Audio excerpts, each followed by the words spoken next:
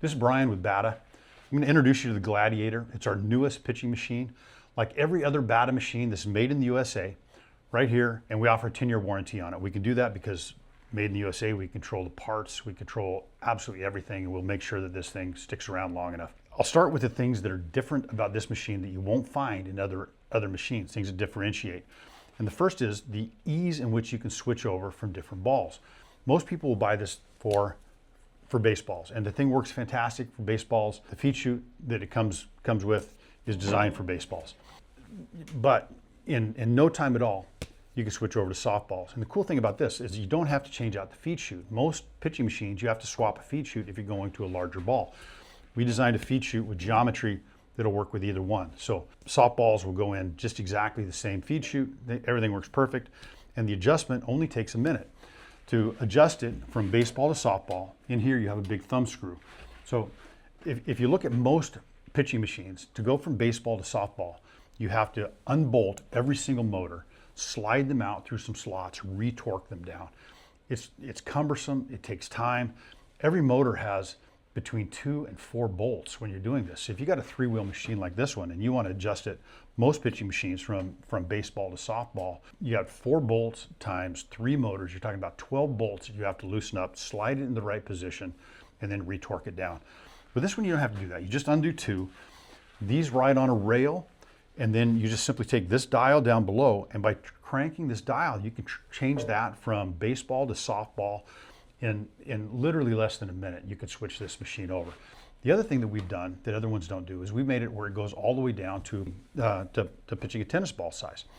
There's an advantage to throwing tennis balls, and the advantage is if you got young kids, there's a couple of problems you'll get with hitting with real baseballs. One, if you're letting them practice by themselves, some parents are worried about, you got an 8-year-old young man or 8-year-old young lady, and they accidentally get hit with a baseball, it can hurt.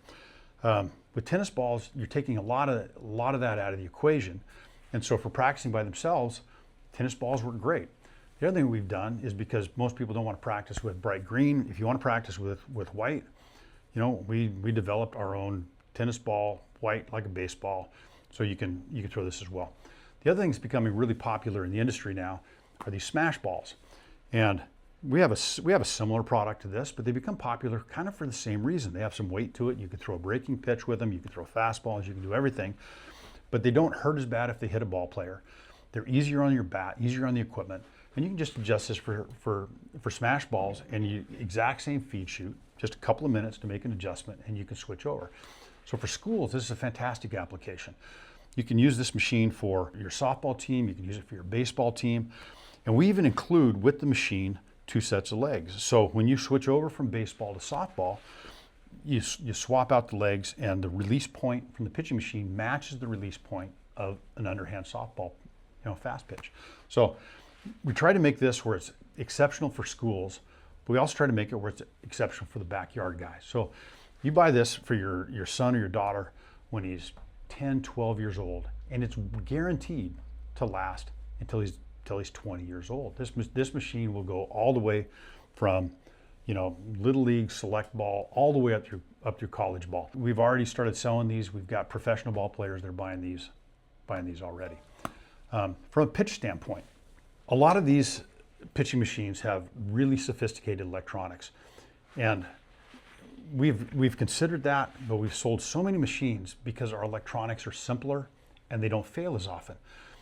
The computer programmed ones and the ones that have LED displays, they're really slick, they're really cool looking, but honestly, what do they gain you? You can't do a speed readout on one of those because every ball is different. There's different weights on every ball.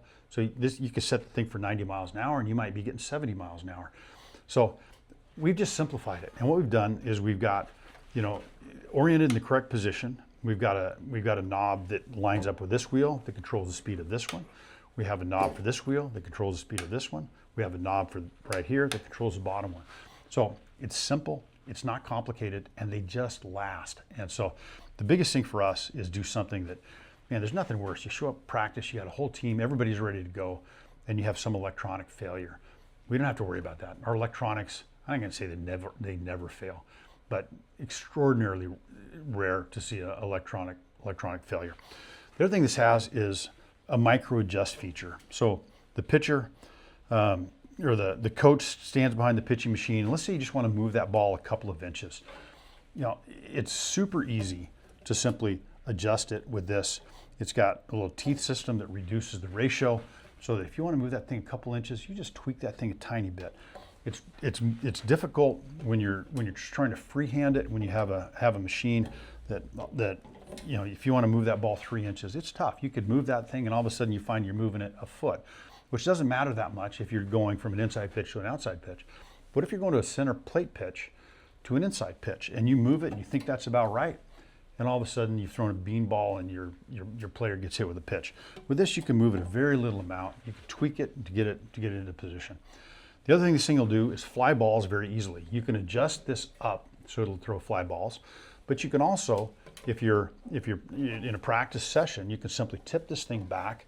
The balance point makes it pretty easy, and because we have enough slope to this, you can still feed a pitch in there to throw fly balls.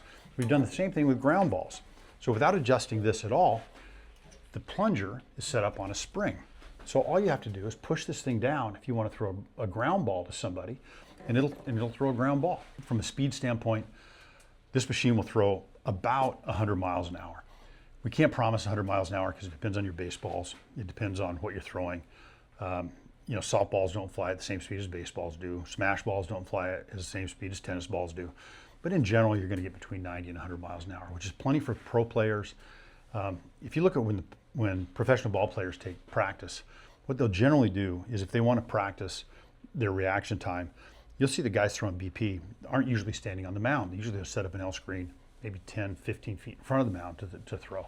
So, you know, even though this thing goes 90 miles an hour to 100 miles an hour, the reality is if you just don't think that's fast enough, if you're good enough where that seems too easy, which isn't that many people, you just move a little bit closer to the plate and you're dialed. Every machine comes with transport wheels. Tip it forward, you use the legs like a wheelbarrow. It rolls on the transport wheel so you can move it in and out. Move it into your clubhouse, move it into your equipment room, move it back onto the baseball field. People look at this and say, hey, it's a pretty big machine. And it is, but it only weighs 118 pounds. So it's lighter than a lot of the machines that are out there, even though it doesn't look like it. Why is it so voluminous for only a 118 pound machine? And there's a few reasons. One is the knob to adjust the speed. You have to have room to get your hand in there. We didn't want to make it too tight, so the thing is a little bit deeper this way. The other thing that we've done is we want to make sure that all of the electronics, all the wheels, everything is, you know, is well protected. And so we have this huge plate. It's one of the reasons we call it a Gladiator. It's similar to a Gladiator shield. These things are designed to take mass amounts of impact, get hit over and over and over, and not cause failures of electronics. And so it's a little bit larger machine that's done by design, and is done so from ease of functionality. But from a weight standpoint, this thing is like I say, it's only 118 pounds. We can literally ship this FedEx. Also, like all of the Bata machines, we sell a battery pack that works with this. This thing will run off one of those battery packs, even though it has 3 motors. Our battery packs have enough capacity to run this thing for 8 hours. So you can run a tournament on this very, very easily. And also, if you have an issue where you don't have power to where you want to run this thing in your outdoor batting cage, plug it into a battery, you can run this thing all day. Get yours today at battingcagesinc.com.